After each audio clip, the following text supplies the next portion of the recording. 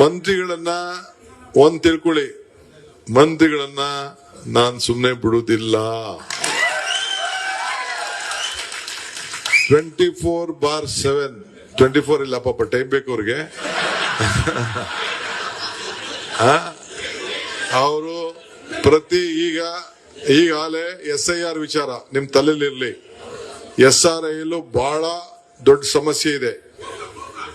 ಒಂದು, ಮೊನ್ನೆ SRI ಯಾರು ಮೀಟಿಂಗ್ ಬರ್ಲಿಲ್ಲ, ನಮ್ಮ ಆಫೀಸ್ ಬೇರೆ ಸಿಕ್ಲೇ ಬರ್ಲಿಲ್ಲ, ಟೈಮ್ ಕೊಟ್ರು ಬರ್ಲಿಲ್ಲ, ಅವನ್ನೆಲ್ಲ ಒಂದೇ ದಿನ ACC ಅವ್ರು ತೆಗೆದಾಕ್ಬಿಟ್ರು.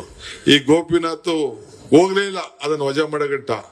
ಸೊ ಸುಮಾರು ಜನ ಜನರಲ್ ಸೆಕ್ರೆಟರಿ, ವೈಸ್ ಪ್ರೆಸಿಡೆಂಟ್ ಎಲ್ಲ ಮಾಜಿ ಆಗೋದ್ರು.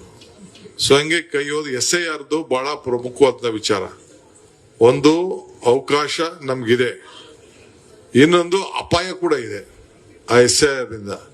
ಈಗ ಏನಾಯ್ತು ತಮಿಳುನಾಡಲ್ಲಿ, ಏನಾಯ್ತು ಇದರಲ್ಲಿ, ಕೋಲ್ಕತ್ತಾ, ವೆಸ್ಟ್ ಬೆಂಗಾಲ್ 90 ಲಕ್ಷ ವೋಟರ್ಸ್ ತೆಗೆದು ಏನೆಲ್ಲ ಮಾಡಿದ್ರು.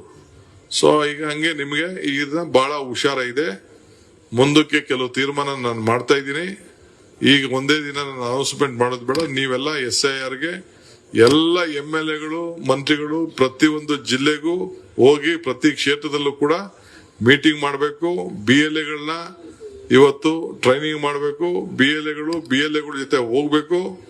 ಅದಕ್ಕೆ ನೀವು ಕೂಡ ಮುಂದಿನ ದಿನದಲ್ಲಿ ಆ BLO ಒಟ್ಟಿಗೆ ಹೋಗಿ ಒಂದ್ ತಿಳ್ಕೊಳ್ಳಿ, ನೀವೆಲ್ಲ ಕಾರ್ಯಕರ್ತರು ಬಂದಿದ್ದೀರಿ. ಈ ಮ್ಯಾಪಿಂಗ್ ಅಂತ ಇದೆಯಲ್ಲ, 80% 90% ಅದೆಲ್ಲ ಬೋಗಸದು. ಆ ಮ್ಯಾಪಿಂಗ್ ಆಗೋಯ್ತು, ನಂದು ವೋಟ್ ಇದೆ ಅಂತ ನೀವು ತಿಳ್ಕೊಳಕ್ ಹೋಗ್ಬೇಡಿ.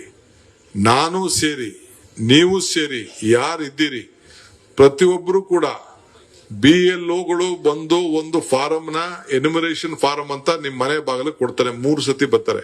ಒಂದ್ ಸತಿ ನೀವಿದ್ರೆ ಬರ್ತಾರೆ, 2ನೇ ಸತಿ ನೀವಿಲ್ಲ ಅಂದ್ರೆ ಬರ್ತಾರೆ, ಒಂದೇ ಸತಿ ಕೊಡೋದವ್ರು 3 ಸತಿ ಬಾಗಿಲು ಮುಚ್ಚಿ ಬರ್ತಾರೆ.